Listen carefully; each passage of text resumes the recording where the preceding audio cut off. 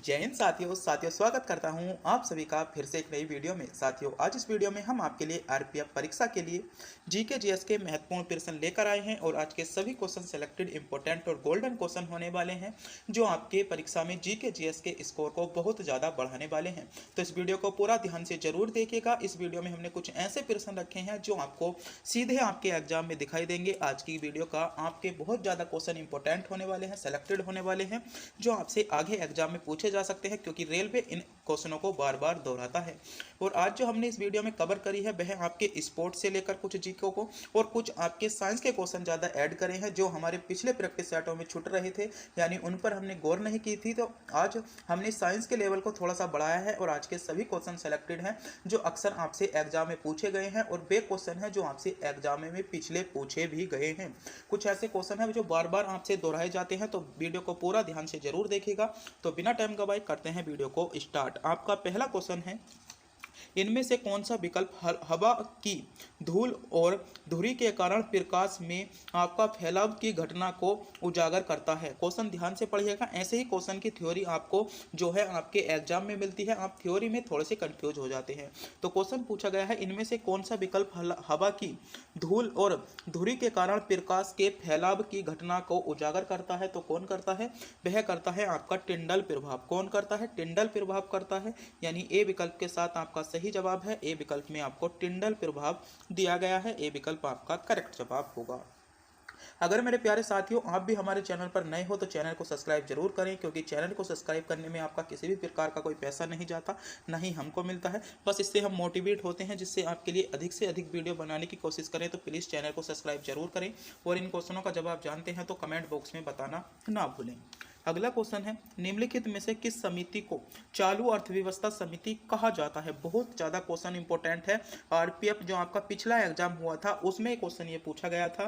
Question पूछा गया था, चालू अर्थव्यवस्था समिति कहा जाता है। तो चालू अर्थव्यवस्था जो समिति कहा जाता है वह आपका अनुमानित समिति को जो कहा जाता है वह आपका चालू अर्थव्यवस्था समिति कहा जाता है। इसमें डी विकल्प के साथ आपका करेक्ट जवाब हो जाएगा। आगे बढ़ते हैं। अगला है, बैडमिंटन खेल निम्नलिखित में से किस शब्द से संबंधित है? बताइए, क्वेश्चन पूछा गया है बैडमिंटन खेल। जो आपका बैडमिंटन खेल है वह आपका किस शब्द से संबंधित है? तो ये आपका ट्राप से संबंधित है, यानी ट्राप आपको विकल्प सी में दिया गया है। विकल्प सी के साथ इसमें आपका करेक्ट जवाब हो जाएगा। और आज के 50 क्वेश्चन आपकी सेलेक्टेड हैं, तो इस वीडियो को ध्यान से जरूर देखिएगा। और आपको जो टारगेट दिया जाता है इसमें आपको 20 सही क्वेश्चन करने का टारगेट दिया जाता है, क्योंकि आज के क्वेश्चनों का कुछ लेवल आपका बढ़कर है, कुछ हार्ड क्वेश्चन रखे गए हैं। तो अगर आपके भी 20 क्वेश्चन सही होते हैं तो कमेंट बॉक्स में जरूर बताएं और कमेंट बॉक्स में यह बताना ना भूलें आप इनमें से कितने क्वेश्चनों का जवाब जानते थे या आपका स्कोर क्या रहा। अगला क्वेश्चन है, राष्ट्रपति राज्य मानवाधिकार आयोग के सदस्यों को किसकी सिफारिश पर हटा सकता है? तो क्वेश्चन पूछा गया है, राष्ट्रपति जो आपके राज्य मानवाधिकार आयोग होता है उसके सदस्यों को किसकी सिफारिश पर हटा सकता है? तो आपके राज्यपाल की सिफारिश पर हटा सकता है। राज्यपाल विकल्प बी में आपको मिल जाएगा, यानी बी विकल्प इसमें आपका करेक्ट जवाब हो जाता है। अगला क्वेश्चन है, निम्नलिखित राजवंशों में से किसके सिजेरियन शैली की वास्तुकला का परिचय दिया? तो किसने आपका सिजेरियन जो आपकी एक शैली थी जो बहुत ज़्यादा पूछी जाती है, सिजेरियन शैली की आपकी वास्तुकला का परिचय दिया? एनटीपीसी में क्वेश्चन पूछा गया था पिछली बार, ये आपको इस क्वेश्चन का पता होना चाहिए। तो कौन था आपका, कौन सा राजवंश था? आपका चालुक्य राजवंश था। चालुक्य राजवंश विकल्प बी के साथ इसमें आपका करेक्ट जवाब बन जाएगा, जिन बच्चों ने विकल्प बी को चुना है। अगला क्वेश्चन है, परमाणु केंद्र में परमाणु संख्या की कुल संख्या की कुल होती है, यानी कुल संख्या आपके की कुल किसकी होती है? तो किसकी होती है? प्रोटॉन की होती है, आपको पता होना चाहिए। प्रोटॉन बी विकल्प के साथ इसमें आपका करेक्ट जवाब हो जाएगा। अगला क्वेश्चन है, जब किसी धातु को उसके पतले अक्षरों में बनाया जाता है तो उसे कहा जाता है? ये बहुत ज़्यादा इंपॉर्टेंट क्वेश्चन है। हमने कहा था साइंस के क्वेश्चन कुछ इंपॉर्टेंट रखे हैं, तो उसे क्या कहा जाता है? तो उसे वृद्धित कहा जाता है। क्या कहा जाता है? वृद्धित कहा जाता है, यानी बी सी विकल्प में आपका सही जवाब दिया गया है। सी विकल्प आपका करेक्ट जवाब होगा। आज के क्वेश्चन कुछ ऊटपटे लग रहे होंगे आपको लग रहा होगा कि ऐसे क्वेश्चन कहाँ पूछे जाते हैं, मगर मेरे प्यारे साथियों जो क्वेश्चन चल रहे हैं पिछले एग्जामों में रेलवे में पूछे गए हैं, जैसे रेलवे आपके एलपी टेक्नीशियन और आपके एनटीपीसी आरपीएफ और आपके ग्रुप डी जो भी एग्जाम है उनमें से क्वेश्चन पूछे गए हैं। प्रीवियस ईयर्स के क्वेश्चन ये चल रहे हैं जो आपको रेलवे इन क्वेश्चनों को बार बार रिपीट करता है। तो ऐसे ही क्वेश्चन आपको एग्जाम में मिलते हैं, इनसे मत घबराइएगा। अगला क्वेश्चन है आपका, न्यूटन के दूसरे गतिशील नियम के अनुसार किस वस्तु का कार्य करने वाला बल उत्पाद और से हटा दिया जाता है। तो आपको बताना है यहाँ पर क्या आएगा, तो सामग्री और त्वरण, सामग्री और आपका त्वरण से हटा दिया जाता है, यानी इसमें विकल्प सी के साथ आपका करेक्ट जवाब हो जाएगा। अगला क्वेश्चन है, सुगंध देने वाले फूल मुख्य रूप में पाए होते हैं या में पाए होते हैं। जो आपके सुगंध देने वाले जो फूल होते हैं मुख्य रूप से आपके किस में पाए होते हैं, तो ये आपके जो पाए जाते हैं वे आपके केसर में होते हैं। केसर सी विकल्प में आपको दिया गया है, यानी सी विकल्प आपका सही जवाब है।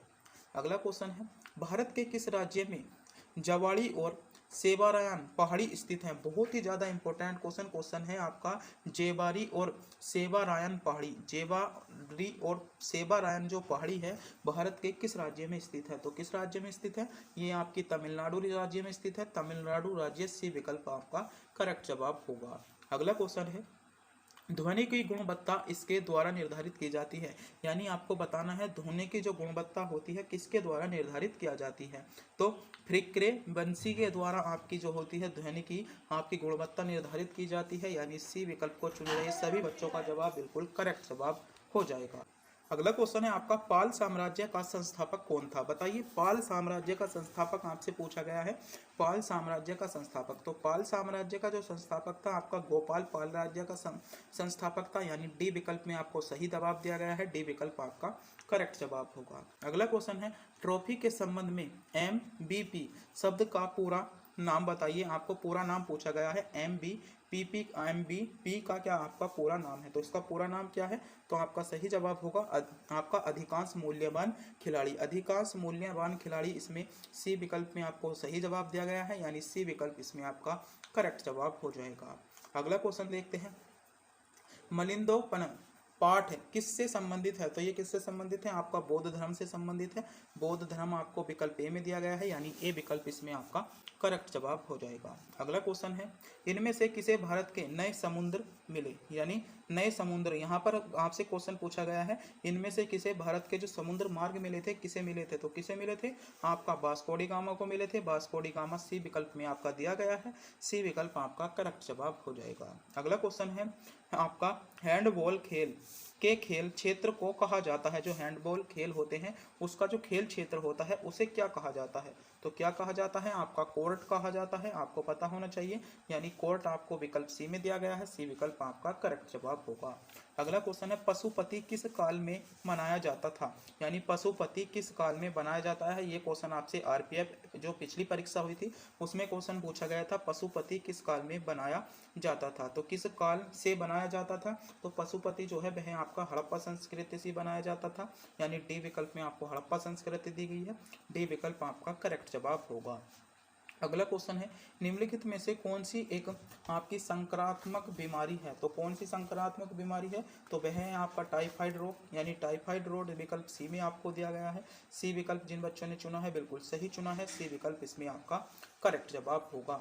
मेरे प्यारे साथियों, अगर आप इनमें से किसी भी क्वेश्चन या सभी क्वेश्चनों का जवाब जानते हैं तो कमेंट बॉक्स में ज़रूर बताएं, और कमेंट बॉक्स में ये बताना ना भूलें आप इनमें से कितने क्वेश्चनों का जवाब जानते हैं। और आपने अभी तक हमारी वीडियो को लाइक भी नहीं किया है, वीडियो को लाइक भी करें, चैनल को सब्सक्राइब भी करें और अपने दोस्तों के पास वीडियो भी शेयर करें। अगला क्वेश्चन है, निम्नलिखित में से कौन तारा आपके सबसे करीब है। तो बताइए, आपसे क्वेश्चन पूछा गया है आपके सबसे जो करीब तारा है तो वह कौन सा है, तो आपका वह है प्रोक्सिमा, आपकी सेंचुरी जो है आपके सबसे करीब है, यानी इसमें डी विकल्प आपका करेक्ट जवाब होगा। अगला क्वेश्चन है, सार्वजनिक संपत्ति स्रोत के अति प्रयोग को कहा जाता है। तो सार्वजनिक जो संपत्ति होती है के जो अति प्रयोग होते हैं उसको क्या कहा जाता है, तो उसको जो कहा जाता है वह कहा जाता है, आपका इसमें सही जवाब होगा, जो इसमें बिल्कुल आपका करेक्ट जवाब होने वाला है, आपका इसमें बिल्कुल सही जवाब होगा, उसको आपका क्या कहा जाता है, आपका सार्वजनिक स्रोत का आपका त्रसदी कहा जाता है, यानी इसमें बी विकल्प के साथ आपका बिल्कुल करेक्ट जवाब हो जाएगा। अगला क्वेश्चन है, संसद के संयुक्त सत्र का संचालन करने के लिए अध्यक्ष के रूप में अनुपस्थिति रहते हुए सत्र का आयोजन कौन कर सकता है या संयोजन कौन कर सकता है, तो आपका सही जवाब होगा लोकसभा आपका उपाध्यक्ष करता है, लोकसभा उपाध्यक्ष ए विकल्प में आपको दिया गया है, यानी ए विकल्प आपका करेक्ट जवाब बन जाएगा। अगला क्वेश्चन है, पैरालंपिक में स्वर्ण पदक जीतने वाले प्रथम भारतीय कौन थे? तो पैरालंपिक यानी पैरा जो ओलंपिक हुए थे उसमें आपके पहले पैरालंपिक में पहले आपके स्वर्ण पदक जीतने वाले आपके कौन से व्यक्ति थे? तो किन्होंने पहला स्वर्ण पदक जीता था? तो आपका जो पहला स्वर्ण पदक जीता था मेरे प्यारे साथियों, इसमें जो आपका बिल्कुल करेक्ट जवाब होने वाला है, आपका इसमें सही जवाब होगा कि आपसे क्वेश्चन पूछा गया है कि पैरा आपका क्या कौन सा कि पैरालंपिक में पहले स्वर्ण पदक जीतने वाले, तो पहला स्वर्ण पदक आपका किसने जीता था? जल्दी से जल्दी कमेंट बॉक्स में बताइए। तो किसने जीता था? आपका मरियप्पन थंगबेल्लू। किसने? मरियप्पन आपका थांगबेल्लू ने जो बेलू ने आपका क्या जीता था? पहला आपका ओलंपिक पदक जीता था। अगला क्वेश्चन है, कोशिका के विभाजन में जन कोशिका की तैयारी के लिए एक मूल कोशिका को में विभक्त किया जाता है। तो मूल कोशिका जो होती है में विभक्त किया जाता है, तो इसमें सही जवाब क्या होगा? आपका समान, दो समान क्या है? दो समान कोशिकाओं में विभक्त किया जाता है। दो समान कोशिका में विभक्त किया जाता है यानी दो समान, आपका सी विकल्प इसमें सही जवाब हो जाएगा। अगला क्वेश्चन है, नाट्य शास्त्र के लेखक हैं, तो सभी बच्चों को पता होगा नाट्य शास्त्र जो लिखी गई है भरतमुनि द्वारा लिखी गई है यानी ए विकल्प इसमें आपका करेक्ट जवाब हो जाता है। अगला क्वेश्चन है, अंतरराज्य परिषद किस मंत्रालय के अंतर्गत आता है? तो बात कर रहे हैं हम आपका अंतरराज्य परिषद की, तो अंतरराज्य परिषद जो आता है गृह मंत्रालय के अंतर्गत आता है यानी गृह मंत्रालय आपको विकल्प बी में दिया गया है, बी विकल्प आपका करेक्ट जवाब होगा। अगला क्वेश्चन है, थाल घाट मुंबई और को जोड़ता है, तो थाल घाट जो जोड़ता है मुंबई और नासिक को जोड़ता है, आपको पता होना चाहिए। तो थाल घाट मुंबई और नासिक, नासिक ए विकल्प में आपको दिया गया है यानी ए विकल्प आपका सही जवाब हो जाएगा। अगला क्वेश्चन है, निम्नलिखित में से कौन क्रिकेट विश्व कप से संबंध नहीं है? यानी क्रिकेट विश्व कप से संबंध किसका नहीं है? तो कलिंग कप का क्रिकेट विश्व कप से संबंध नहीं है, बी विकल्प में आपको दिया गया है, बी विकल्प आपका करेक्ट जवाब हो जाएगा। अगला क्वेश्चन है, पुरुषों में कौन से सेक्स जीन मौजूद हैं? बताइए, पुरुषों में आपके कौन से सेक्स जीन मौजूद होते हैं? तो पुरुषों में आपके XY सेक्स जीन होते हैं यानी इसमें सही जवाब क्या होगा? आपका सी विकल्प आपका करेक्ट जवाब हो जाएगा। अगला क्वेश्चन है, भारत, बेल्जियम और स्पेन में किस प्रकार की संघीय शासन का प्रयोग किया जाता है? तो किस प्रकार की संघीय शासन का प्रयोग किया जाता है, यह क्वेश्चन पूछा गया है। तो आपका सही जवाब होगा संघीय रूप से आपकी प्रसारित किसका शासन का?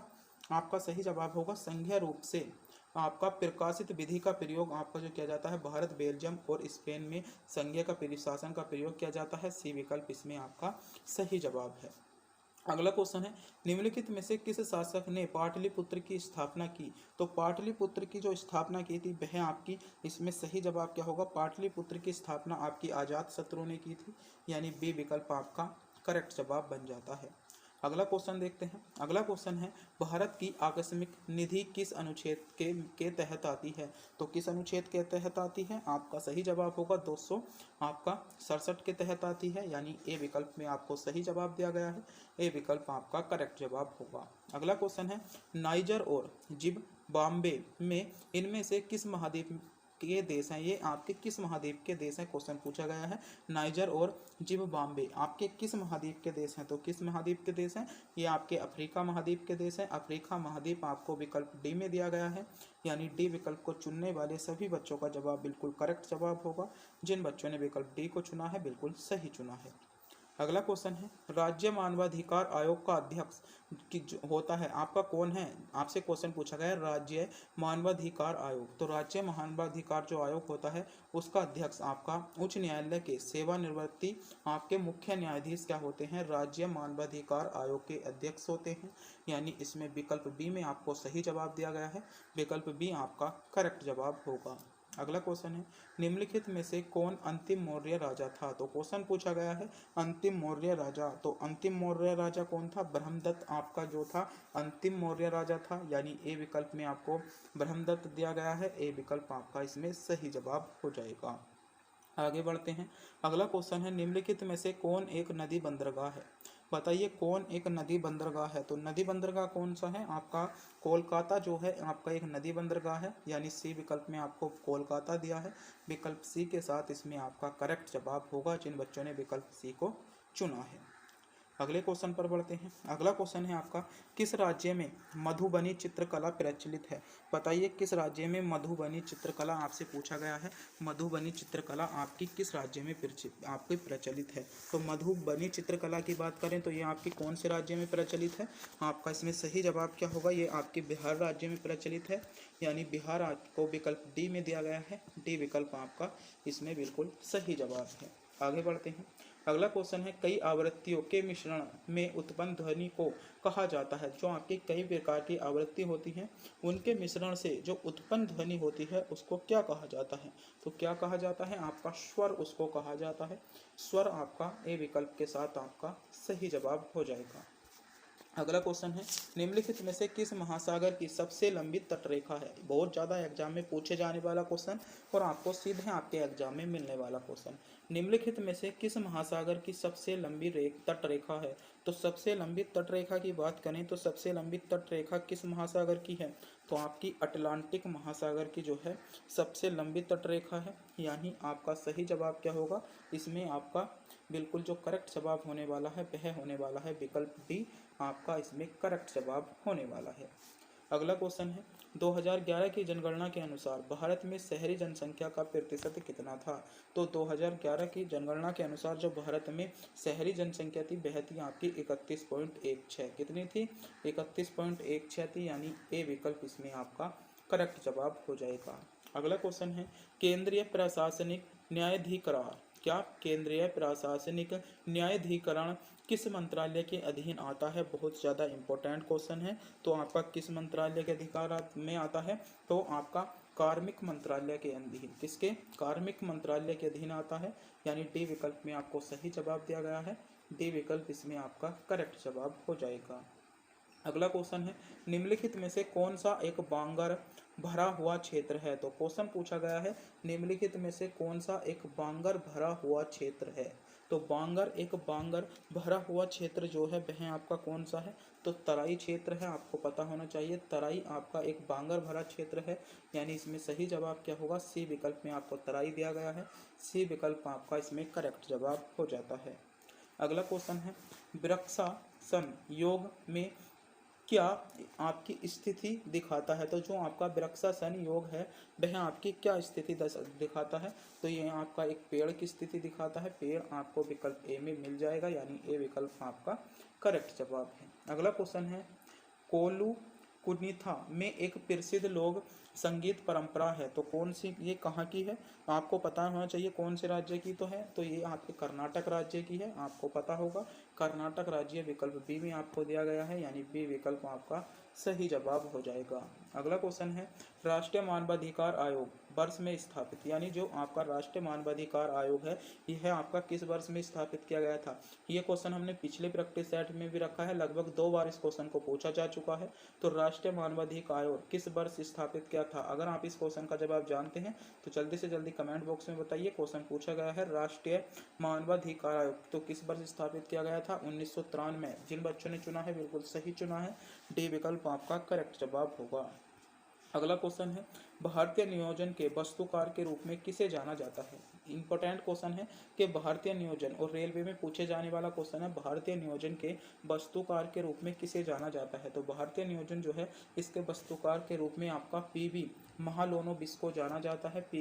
पीसी महालोनोबिस आपका विकल्प बी में सी में आपको दिया गया है, यानी पीसी महालोनोबिस आपका सही जवाब होगा। अगला क्वेश्चन है, बहुत कम विक्रेता एवं अधिक विक्रेता क्रेता बहुत कम विक्रेता और अधिक क्रेता किस बाजार का लक्षण है? आपसे क्वेश्चन पूछा गया है, आपका बहुत कम विक्रेता और अधिक क्रेता किस बाजार का लक्षण है? तो ये किस बाजार का लक्षण है? तो आपका अल्पाधिकार बाजार। किसका है? अल्पाधिकार बाजार का लक्षण है, यानी ए विकल्प में आपको सही जवाब दिया गया है। विकल्प ए आपका इसमें करेक्ट जवाब बन जाता है। अगला क्वेश्चन है, भारत सरकार के माध्यम से आपका खाद्यान्न खरीदती है। भारत सरकार जो है किसके माध्यम से आपकी खाद्यान्न खरीदती है? तो भारतीय खाद्य, आपका सही जवाब क्या होगा? भारतीय खाद्य निगम से। किससे? भारतीय खाद्य निगम के माध्यम से खाद्यान्न खरीदती है, यानी ए विकल्प इसमें आपका करेक्ट जवाब हो जाएगा। अगला क्वेश्चन है, महात्मा गांधी राष्ट्रीय रोजगार गारंटी योजना में शुरू की गई थी। यानी जो आपकी महात्मा गांधी राष्ट्रीय रोजगार गारंटी आपकी योजना थी, ये आपकी किस वर्ष शुरू की गई, ये क्वेश्चन पूछा गया है। तो ये योजना आपकी 2005 में शुरू की गई थी, आपको पता होना चाहिए 2005। इसमें डी विकल्प में आपको मिल जाएगा, यानी डी विकल्प आपका करेक्ट जवाब होगा। अगला क्वेश्चन है, सिकंदर ने भारत पर किस वर्ष आक्रमण किया था। तो सिकंदर ने आपका 326 ईसा पूर्व आक्रमण किया था, यानी ए विकल्प में आपको सही जवाब दिया गया है। अगला क्वेश्चन है, किस बिल के बिना सरकार भारत के सामूहिक कोष से आपकी पैसा निकाल सकती है। क्वेश्चन पूछा गया है, किस बिल के बिना सरकार जो है सामूहिक कोष से पैसा निकाल सकती है। आज की वीडियो का अंतिम क्वेश्चन है, तो किससे निकाल सकती है, आपका विनियोग विधेयक, यानी बी विकल्प आपका सही जवाब होगा। तो ये क्वेश्चन मेरे प्यारे साथियों आज की वीडियो का अंतिम क्वेश्चन था, सेलेक्टेड क्वेश्चन था जो आपसे एग्जाम में पूछा जा सकता था। तो अगर वीडियो अच्छी लगी हो, वीडियो को लाइक और चैनल पर नए हो चैनल को सब्सक्राइब जरूर कर दें, क्योंकि चैनल को सब्सक्राइब करने में आपका किसी भी प्रकार का कोई पैसा नहीं जाता, ना ही हमको मिलता है। हम इससे मोटिवेट होते हैं और आपके लिए अधिक से अधिक वीडियो बनाने की कोशिश करते हैं, जिससे आपको एग्जाम में बहुत ज़्यादा बेनिफिट हो और आपको 50 में से लगभग आप 30 से 32 क्वेश्चन जो हैं आपको बिना कुछ सोचे समझे करने हैं, वरना आपका स्कोर जो होगा लगभग 50 क्वेश्चन में आप 40 क्वेश्चन तक कर पाओगे, अगर जब तक आपका एग्जाम है आप हमारी वीडियो देखते हो तो। क्योंकि हमारा प्रत्येक क्वेश्चन ऐसा क्वेश्चन होता है जो एग्जाम की दृष्टि से सेलेक्टेड क्वेश्चन होता है और आपको रेलवे एग्जाम में कहीं ना कहीं पूछा गया हो, जैसे एनटीपीसी एग्जाम, आपके railway group D exam, ALP, JEE या आपके टेक्नीशियन एग्जाम, सभी ऐसे क्वेश्चन हैं जो कहीं ना कहीं पूछे गए हैं और इनके रेलवे एग्जाम के फेवरेट क्वेश्चन होते हैं। रेलवे इन क्वेश्चनों को बार बार पूछता है। तो प्लीज़ अगर आप भी आपकी रेलवे के किसी भी एग्जाम की तैयारी कर रहे हो तो हमारे चैनल को एक बार सब्सक्राइब जरूर कर लें, जिससे कि हमारी आने वाला वीडियो का नोटिफिकेशन आपको सबसे पहले मिले और आप भी जीके जीएस का अच्छा स्कोर कर पाओ। तो तब तक के लिए मिलते हैं अगली वीडियो।